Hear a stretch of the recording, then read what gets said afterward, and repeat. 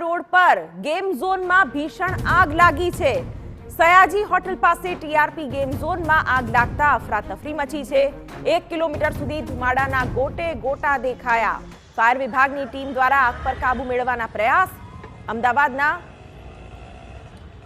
Game ઝોનમાં પણ આ પ્રકારની આગની ઘટના સામે આવી હતી। ફાયર વિભાગની ટીમ દ્વારા આગ પર કાબુ મેળવવાના પ્રયાસ પણ હાથ ધરવામાં આવ્યા છે। દ્રશ્યોમાં જોઈ શકાય છે નાના મહુવા રોડ પર ગેમ ઝોનમાં ભીષણ આગ લાગી છે। ગેમ ઝોનમાં આગ લાગી છે ત્યારે અંદર કોઈ હાજર છે કે નહીં તે પણ એક સવાલ ચોક્કસથી ઊભો થઈ રહ્યો છે। TV9 ગુજરાતી પર આ એક્સક્લુઝિવ દ્રશ્યો અમે આપને બતાવી રહ્યા છીએ। નાના મહુવા રોડ પર ગેમ ઝોન આવેલું છે ત્યાં આગની ભીષણતા પણ જોઈ શકાય છે। ત્યારે આ ઘટનાને લઈને તમામ વિગતો આપને આપી દઈશું।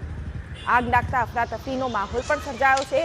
પહેલા વહેલા દ્રશ્યો TV9 ગુજરાતી પર અમે આપને દર્શાવી રહ્યા છે। દૂર દૂરથી આગના ધુમાડા જોઈ શકાય તે રીતના દ્રશ્યો જોવા મળ્યા છે। સ્થાનિક વિસ્તારોમાંથી કે જાહેર રસ્તા પરથી પણ આગના ધુમાડા દેખાય। આગની ભીષણતા એટલી છે।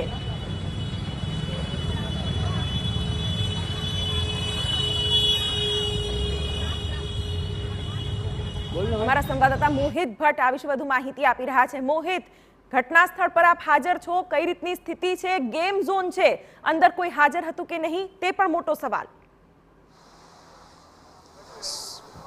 શિવાની વેકેશનનો માહોલ છે અને ટીઆરપી ગેમ ઝોન કે જે રાજકોટના નાના મહુવા રોડ પર આવેલ છે ને ત્યાં બે બાળકોના મોત થયા હોવાની પ્રાથમિક માહિતી છે તે મળી રહી છે। ખૂબ જ મોટો ને ખૂબ જ ગંભીર પ્રકારનો બનાવ છે તે સામે આવ્યો છે। આપને હું દ્રશ્યો બતાવવા માંગીશ કે જે ટીઆરપી ગેમ ઝોન છે કે જ્યાં આજે અચાનક જ સાંજના સમયે આગ છે તે લાગી હતી। આખા શેડ પર જે ગેમ ઝોન છે તે તૈયાર કરવામાં આવ્યો છે અને આ ગેમ ઝોનમાં 2 બાળકોના મોત થયા હોવાની પ્રાથમિક માહિતી છે તે અત્યારે મળી રહી છે। કારણ કે TV9ના કેમેરામાં એ 2 બાળકોના મૃતદેહ છે તે પણ અહીં જોવા મળી રહ્યા છે। હાલમાં કેટલા બાળકો અંદર હજુ સુધી ફસાયેલા છે તે અંગે કોઈ પણ પ્રકારની માહિતી છે તે મળી રહી નથી, પરંતુ પ્રાથમિક રીતે 2 બાળકોના મોત છે તે થયા છે। હજુ પણ આગે વિકરાળ સ્વરૂપ ધારણ કર્યું છે।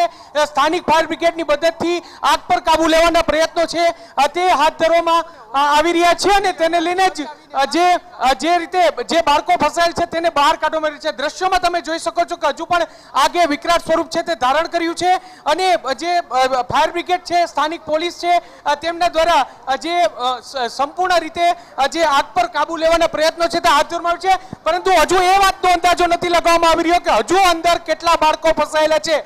વેકેશનનો માહોલ છે ને ટીઆરપી ગેમ ઝોન એટલે અલગ અલગ ગેમ રમતા જે બાળકો છે તેમના વાલીઓ છે તે અંદર ફસાયેલા અને ત્યાંથી તમામ લોકોને બહાર કાઢવામાં આવી રહ્યા છે, પરંતુ 2 લોકોના મોત થયાનું પ્રાથમિક રીતે અત્યારે સામે આવી રહ્યું છે। આપણે અહીં જે પ્રકારે શેડ છે તેને પણ તેમાંથી અત્યારે જે આગ પર કાબુ લેવાના પ્રયત્નો છે તે હાથ ધરવામાં આવી રહ્યા છે ને જે ફાયર બ્રિગેડનો મોટો સ્ટાફ અત્યારે અહીં ઘટના સ્થળે પહોંચી ગયો છે। ખૂબ જ ગંભીર અને ખૂબ જ મોટી ઘટના સામે આવી છે। આગ કયા કારણોસર લાગી તે અંગે હજુ સુધી કોઈ પણ પ્રકારની સ્પષ્ટતા છે તે થઈ શકી નથી, પરંતુ આગ જે રીતે વિકરાળ સ્વરૂપ ધારણ કર્યું છે,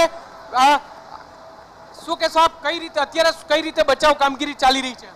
સાહેબ જોડે વાત કરો ને, ફૂલ જોશમાં આ બધા ફાયર બ્રિગેડના જે સ્ટેશન ઓફિસરો અને ચીફ ઓફિસર બધા અહીંયા જ છે અને આ લોકો એટલી બધી ગંભીરતાથી લીધું છે કે તાત્કાલિક ધોરણે જે વસ્તુ સ્પષ્ટપણે જે પ્રકારે અત્યારે જે ફાયર બ્રિગેડના તમામ જવાનો છે તે અહીં પહોંચી ચૂક્યા છે।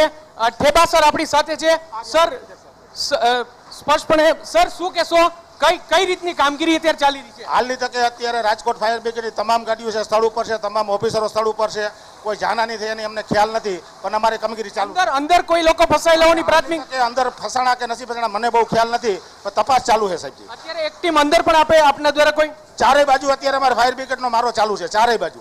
એટલે ચારેય બાજુ પાણીનો મારો છે તે અત્યારે ચલાવવામાં આવી રહ્યો છે અને આગ પર કાબુ લેવાના પ્રયત્નો છે તે હાથ ધરવામાં આવી રહ્યા છે, પરંતુ જે પ્રકારે ડોમ પર આખો ગેમ ઝોન છે તે ઊભો કરવામાં આવ્યો હતો અને તેને લઈને જ અચાનક જ આગ લાગી અને આગ લાગ્યા બાદ જે પ્રકારની સ્થિતિ જોવા મળી છે અત્યંત ગંભીર દ્રશ્યો છે તે અહીં જોવા મળ્યા છે ને આ ગંભીર દ્રશ્યો છે તે ખૂબ જ મહત્વના છે. જે પ્રકારે જે સ્થિતિ સામે આવી છે અને અત્યંત ગંભીર પ્રકારના દ્રશ્યો છે તે અત્યારે સામે આવી રહ્યા છે. ચીફ ફાયર ઓફિસર છે તેઓ પણ અહીં પહોંચ્યા છે ને તેમના દ્વારા પણ જે કરવામાં આવી રહ્યા છે. અહીંયા પરિવાર સાથે આવ્યા હતા કોઈ તમે નથી કરવી ભાઈ રેવા દો અંદર સામે આવે. અચ્છા એ પરિવારજન છે કે જેમના પરિવાર સભ્ય છે તે અંદર કામ પર આવે છે અને તે પણ અહીં ફસાયા હોય તેવી શક્યતા છે તે અત્યારે જોવાઈ રહી છે. ખૂબ જ મોટો જે આગનો બનાવ છે તે સામે આવ્યો છે અને તેને લઈને જ અત્યારે ફાયર બ્રિગેડ અને પોલીસ સ્ટાફ છે તેમના દ્વારા આગ પર કાબુ લેવાના પ્રયત્નો છે તે હાથ ધરવામાં આવી રહ્યા છે. ગેમ ઝોન અને સ્વાભાવિક છે કે અત્યારે વેકેશનનો સમયગાળો છે એટલે મોટી સંખ્યામાં લોકો છે બાળકો છે તે અહીં તેઓ મનોરંજન માટે અહીં આવતા હોય છે, મનોરંજન માટે અહીં પહોંચ્યા હોય છે. પરંતુ અચાનક જ જે પ્રકારે આગ લાગી અને આખો ડોમ છે તે ધરાશયી થઈ ગયો છે અને તેને કારણે આ સ્થિતિ છે તે સામે આવી છે. આખો એસી ડોમ હોવાને કારણે આગ છે તેને વધારે વિકરાળ સ્વરૂપ છે તે અત્યારે કરી દીધું. આપણે ચીફ ફાયર ઓફિસર છે આપણે તેની સાથે વાત કરીશું. ખેર સાહેબ શું કહેશો, શું સ્થિતિ અત્યારે જોવા મળી રહી છે? અત્યારે જે આપણે જે ટીઆરપી ગેમ ઝોનમાં આગ લાગેલી હતી અત્યારે આપણે આગ બુઝાવવાની કામગીરી ચાલુ છે. અત્યારે આગ કંટ્રોલ કરવાની કોશિશ કરી છે પણ ટેમ્પરરી જે આપણે ગેલ્વેન અને ફેબ્રિકેશનના હોવાથી આ જે આગ લાગવાના હોવાથી આખું ટેમ્પરરી સ્ટ્રક્ચર છે કોલેપ્સ થઈ ગયા નીચે આગ બુઝાવવામાં થોડી તકલીફ પડે છે અને વિન્ડ વધારે હોવાથી કેટલા લોકો ફસાયા હોય તેવી શક્યતા છે? અત્યાર સુધીમાં અમને એક પણ મેસેજ સ્થાનિક ગેમ ઝોનના સંચાલક કોઈ સાથે વાત નહીં, હજી અમને કોઈ મળ્યા જ નથી. અમે અત્યારે આગ બુઝાવવાનો અમે તપાસ કર્યા પણ કોઈ અમને ગેમ ઝોનના મળ્યા નથી. અમે આગ બુઝાવવાની જ કામગીરી ચાલુમાં છે. સર લાગે છે કે અંદર ફસાયેલા લોકો હોય શકે? આઈ ડોન્ટ નો, ખબર જ નથી. અરે કઈ વસ્તુ ન ખબર. સ્પષ્ટપણે જે પ્રકારે અત્યારે જે લોકો જે ચીફ ફાયર ઓફિસર છે તે કહી રહ્યા છે કે આગ બુઝાવવામાં ખૂબ જ મુશ્કેલી છે તે પડી રહી છે કારણ કે કઈ સ્થિતિ હોય તેનો હજી સુધી કોઈ પણ પ્રકારનો અંદાજ છે તે લગાવી શકાય નહીં. કેટલા લોકો અંદર ફસાયેલા છે તે અંગેનો પણ અંદાજ છે તે લગાવી શકાય નહીં. પરંતુ TV9ના કેમેરામાં જે સામે આવ્યું છે કે બે લોકો છે તેના જે મોત થઈ આવવાની પ્રાથમિક માહિતી છે તે મળી રહી છે, પ્રાથમિક વાત સામે આવી રહી છે અને તેને લઈને જરૂરથી જે પ્રકારે જે આખી ઘટના છે તે આગ કયા કારણોસર લાગી તે એક મોટો સવાલ છે. ગેમ ઝોન કઈ રીતે ઊભો કરવામાં આવ્યો તે એક મોટો સવાલ છે અને તેને લઈને જરૂરથી અત્યારે રાહત અને બચાવ કામગીરી પૂરજોશમાં ચાલી રહી છે. પરંતુ સવાલ એ વાતનો થઈ રહ્યો છે કે આ ઘટના કઈ રીતે બની. પોલીસના ઉચ્ચ અધિકારીઓ છે તેઓ પણ પહોંચી ચૂક્યા છે અને હજુ પણ જે પ્રકારે જે શક્યતા જોવાઈ રહી છે કે હજુ 2 થી વધારે લોકો અંદર ફસાયેલા હોઈ શકે છે જેને લઈને જ અત્યારે આ કામગીરી છે તે વધુ વેગવંતી બનાવી દેવામાં આવી છે. ખૂબ જ મોટો અને ખૂબ જ ગંભીર પ્રકારનો બનાવ છે તે રાજકોટમાં અત્યારે સામે આવ્યો છે. નાના મવા રોડ પર આવેલ છે ટીઆરપી ઝોન છે તેનો આ બનાવ છે. ડીવાયએસપી એસપી સર છે. સર શું કહેશો, કયા પ્રકારની કામગીરી અત્યારે કરવામાં આવી રહી છે? અત્યારે પોલીસ વિભાગ દ્વારા કોર્ડન કરી દેવામાં આવ્યો છે એરિયા અને અહીંયા ફાયર અને મેડિકલ સિવાય બીજા કોઈ પણ વ્યક્તિઓ હાજર ના રહે એવું એન્શ્યોર કરવામાં આવી રહ્યું છે. ફાયરની ટીમ રેસ્ક્યુ માટે પહોંચી ગઈ છે, રેસ્ક્યુની કામગીરી કરવામાં આવી છે. કેટલા લોકો ફસાયા હોય કોઈ પ્રાથમિક માહિતી મળી છે? હાલ એવી કોઈ પ્રાથમિક માહિતી મળી નથી. જેવી માહિતી મળશે એવી તમામને શેર કરવામાં આવશે. સ્પષ્ટપણે એટલે જે પોલીસના ઉચ્ચ અધિકારીઓ છે તે પણ અત્યારે ઘટના સ્થળે પહોંચ્યા છે અને તેમના દ્વારા આ કામગીરી છે તે અત્યારે જે બચાવ કામગીરી છે તેની સમીક્ષા કરવામાં આવી રહી છે અને જલ્દીમાં જલ્દી આગ પર કાબુ લેવામાં આવે તે પ્રકારના પ્રયત્નો છે તે કરવામાં આવી રહ્યા છે.